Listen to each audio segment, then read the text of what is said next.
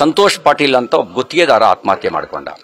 ಈಶ್ವರಪ್ಪನವರು ಸಾರಿ ಹೇಳಿದ್ರು, ನೋಡಿ ಸ್ಯಾಂಕ್ಷನ್ ಆಗಿಲ್ಲ, ನಾವು ವರ್ಕ್ ಆರ್ಡರ್ ಕೊಟ್ಟಿಲ್ಲ. ಲಂಚದ ಪ್ರಶ್ನೆ ಎಲ್ಲಿ ಬಂತು? ವರ್ಕ್ ಆರ್ಡರ್ ಕೊಡದಲ್ಲೇ ಸ್ಯಾಂಕ್ಷನ್ ಆಗದಲ್ಲೇ ಅವ್ನು ಕೆಲಸ ಮಾಡಿದೀನಿ ಅಂತ ಹೇಳಿದ್ರೆ ಆ ರೀತಿ ಕಾನೂನು ಪ್ರಕಾರ ನಾವು ಬಿಲ್ ಕೊಡಕ್ ಬರಲ್ಲ ಅಂತ ಅವರು ಸಾರಿ ಹೇಳಿದ್ರು. ಹಾಗೆ ಹೇಳಿದ ನಂತರವೂ ಕೂಡ ಸಾರ್ವಜನಿಕ ಒತ್ತಡ ಹೇರಿ ಅವರ ರಾಜೀನಾಮೆ ಪಡೆಯಲಾಯಿತು. ಕೇವಲ ಡೆತ್ ನೋಟ್ನಲ್ಲಿ ಈಶ್ವರಪ್ಪನವ್ರ ಹೆಸರಿತ್ತು ಅನ್ನೋ ಕಾರಣಕ್ಕೆ, ಕೇವಲ ಹೆಸರಿತ್ತು ಅನ್ನೋ ಕಾರಣಕ್ಕೆ.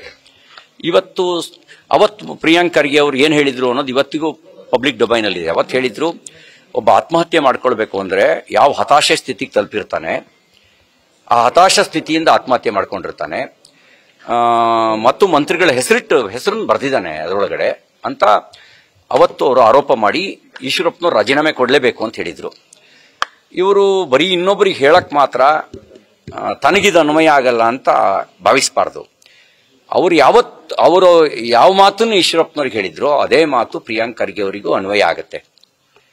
ಅವರು AICC ಪ್ರೆಸಿಡೆಂಟ್ ಶ್ರೀ ಮಲ್ಲಿಕಾರ್ಜುನ್ ಖರ್ಗೆ ಅವರ ಮಗನ ಕಾರಣಕ್ಕೆ ನನ್ನ ಕಾನೂನು ಅನ್ವಯ ಆಗಲ್ಲ, ನನಗೆ ಸಂವಿಧಾನನೂ ಅನ್ವಯ ಆಗಲ್ಲ ಅಂತ ಅವ್ರು ಭಾವಿಸಿರಬಹುದು. ಆದ್ರೆ ಭಾರತದ ಸಂವಿಧಾನ ಕಾಂಗ್ರೆಸ್ನವರಿಗೂ ಒಂದೇ, ಭಾರತದ ಕಾನೂನು ಕಾಂಗ್ರೆಸ್ನವರಿಗೂ ಒಂದೇ, ಬಿಜೆಪಿಯವರಿಗೂ ಒಂದೇ. ಈಶ್ವರಪ್ಪನವ್ರ ರಾಜೀನಾಮೆಯನ್ನು ಕೇಳಿ ಪಡೆದ್ರಲ್ಲ, ಯಾವ ಸಾಕ್ಷಿ ಇತ್ತು ಅವರಿಗೆ? ಇವತ್ತು ಅದೇ ಆಧಾರದಲ್ಲಿ, ಡೆತ್ ನೋಟ್ ಆಧಾರದಲ್ಲಿ ಅವತ್ತು ಈಶ್ವರಪ್ಪನವ್ರು ರಾಜೀನಾಮೆ ಕೊಟ್ಟರು, ನಿಷ್ಪಕ್ಷಪಾತವಾದ ತನಿಖೆ ಆಗಲಿ ಅಂತ.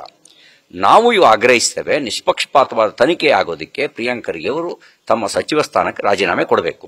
ಇನ್ನೊಂದು ಘಟನೆ ನೀವು ಗಮನಿಸಬೇಕಾಗಿರೋದು, ಇಡೀ ಸಂಪುಟ ಇವರ ಬೆನ್ನಿಗೆ ನಿಂತು ಅಂತ ಪತ್ರಿಕೆಯಲ್ಲಿ ನಾನು ಓದಿದೆ.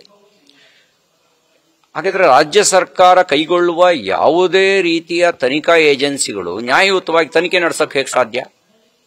ನ್ಯಾಯಯುತವಾದ ತನಿಖೆ ಆಗಬೇಕು ಅಂದ್ರೆ ಒಂದು ನ್ಯಾಯಾಧೀಶರ ನೇತೃತ್ವದಲ್ಲಿ ತನಿಖೆ ಆಗಬೇಕು, ಇಲ್ಲ CBI ತನಿಖೆ ಆಗಬೇಕು. CBIಗೋ ನ್ಯಾಯಾಧೀಶರಿಗೋ ಕೊಡಲಿ, ಅಲ್ಲಿ ನಿಷ್ಪಕ್ಷಪಾತವಾಗಿರುವಂಥ ತನಿಖೆ ಆಗಲಿ. ಇವರು ಸಚಿನ್ ಪಾಂಚಾಳರ ಆತ್ಮಹತ್ಯೆಗೆ ಯಾರು ಕಾರಣ ಅನ್ನುವಂಥ ಸತ್ಯ ಹೊರಗೆ ಬರಬೇಕಲ್ವಾ? ಯಾಕೆಂದ್ರೆ ಆ ಒಂದು ಆತ್ಮಹತ್ಯೆಯ ಆತ್ಮಹತ್ಯೆ ಮಾಡ್ಕೊಳ್ಬೇಕು ಅಂದ್ರೆ ಯಾವ ಹತಾಶ ಸ್ಥಿತಿಗೆ ಹೋಗಿ ಆತ್ಮಹತ್ಯೆ ಮಾಡ್ಕೊಂಡಿರ್ತಾರೆ ತನಿಖೆ ಆಗಬೇಕು. ಅಂದೋಲ ಶ್ರೀಗಳು, ನಮ್ಮ ಬಸವರಾಜ್ ಮತ್ತಿಮೂಡು, ಚಂದು ಪಾಟೀಲು ಮತ್ತು ಮಣಿಕಂಠ ರಾಠೋಡ್ ಅವರ ಹತ್ಯೆಗೆ ಸುಪಾರಿ ಕೊಡಲಾಗಿದೆ ಅನ್ನುವಂಥ ಮಾತನ್ನ ಆತ ತನ್ನ ಡೆತ್ ನೋಟ್ನಲ್ಲಿ ಉಲ್ಲೇಖ ಮಾಡಿದ್ದಾನೆ. ಸಾಯೋ ಮನುಷ್ಯ ಸುಳ್ಳು ಹೇಳಲ್ಲ ಅಂತ ಒಂದು ಮಾತಿದೆ. ಯಾರು ಸಾವಿಗೆ ಶರಣಾಗ್ತಾನೆ ಆ ಮನುಷ್ಯ ಸುಳ್ಳು ಹೇಳಕ್ ಸಾಧ್ಯ ಇಲ್ಲ ಅನ್ನೋ ಮಾತಿದೆ. ಹಾಗಾದ್ರೆ ಸುಪಾರಿ ಕೊಟ್ಟವ್ರು ಯಾರು? ಯಾವ ಹಿನ್ನೆಲೆ ಕೊಟ್ಟಿದ್ದಾರೆ? ತನಿಖೆ ಆಗ್ಬೇಕಾ ಬೇಡವಾ? ಆತ್ಮಹತ್ಯೆ ಕಾರಣ ಯಾರ್ಯಾರು ಅಂತ ಹೆಸರಿಸಿರೋದ್ರೊಳಗೆ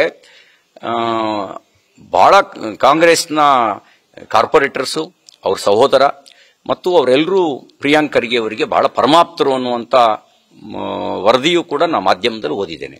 ಈ ಹಿನ್ನೆಲೆಯಲ್ಲಿ ನಿಷ್ಪಕ್ಷಪಾತವಾದ ನ್ಯಾಯಯುತ ತನಿಖೆ ಆಗಬೇಕು. ಪ್ರಿಯಾಂಕ್ ಖರ್ಗೆ ಅವರೇ, ನಾನು ಅವರಿಗೆ ವಿನಂತಿ ಮಾಡ್ಲಿಕ್ಕೆ ಬಯಸ್ತೇನೆ, ನೀವು ಈಶ್ವರಪ್ಪನವ್ರ ವಿಷಯದಲ್ಲಿ ಏನು ಮಾತಾಡಿದ್ರಿ ಅನ್ನೋದನ್ನ ನೀವು ಮರ್ತಿರ್ಬೋದು. ಇವತ್ತಿಗೂ ಯೂಟ್ಯೂಬ್ನಲ್ಲಿ ಲಭ್ಯ ಇದೆ, ಒಂದ್ಸರಿ ಯೂಟ್ಯೂಬ್ನಲ್ಲಿ ಹೋಗಿ ಸರ್ಚ್ ಮಾಡಿ. ನೀವು ಏನು ಮಾತಾಡಿದ್ರು ಈಶ್ವರಪ್ಪನವ್ರ ವಿಷಯದಲ್ಲಿ ಅದನ್ನ ನಿಮಗೆ ಅನ್ವಯಿಸ್ಕೊಂಡು ನಡೆಸ್ಕೊಳ್ಳಿ. ಕೌಂಟರ್ ಕೊಡೋದಕ್ಕೆ ಅವರು ರೆಡ್ ಕಾರ್ಪೆಟ್ ಹಾಕಿ ನಿಮ್ಗೆ ಎಳ್ನೀರು ಕೊಡೋಕೆ ರೆಡಿ ಆಗಿದ್ದಾರೆ, ಮನೆಗೆ ಮುತ್ತಿಗೆ ಹಾಕ್ತೀನಿ ಅಂತ. ಈಗ ನಮ್ಮ ಚೆಲುವಾದಿ ನಾರಾಯಣ ಸ್ವಾಮಿ ಹೇಳಿದ್ದಾರೆ, ನಾವು ಸಂಬಂಧ ಬೆಳೆಸಕ್ ಬಂದಿಲ್ಲ, ನಾವು ನ್ಯಾಯ ಕೇಳಕ್ ಬಂದಿದ್ದೀವಿ. ಸಚಿನ್ ಪಾಂಚಾಳ್ನ ಸಾವಿಗೆ ನ್ಯಾಯ ಕೇಳಕ್ ಬಂದಿದ್ದೀವಿ. ಸಂಬಂಧ ಬೆಳೆಸಕ್ ಬಂದಾಗ, ವಿಶ್ವಾಸಕ್ಕೆ ಅಂತ ಹೋದಾಗ ಅವ್ರ ಮನೇಲಿ ಟೀ ಕಾಫಿ ಕುಡಿತೀವಿ. ಈಗ ನಾವು ಬಂದಿರೋದು ಸಚಿನ್ ಪಾಂಚಾಳ ಸಾವಿಗೆ ನ್ಯಾಯ ಕೊಡಿ ಅಂತ. ನ್ಯಾಯ ಕೊಡಿ.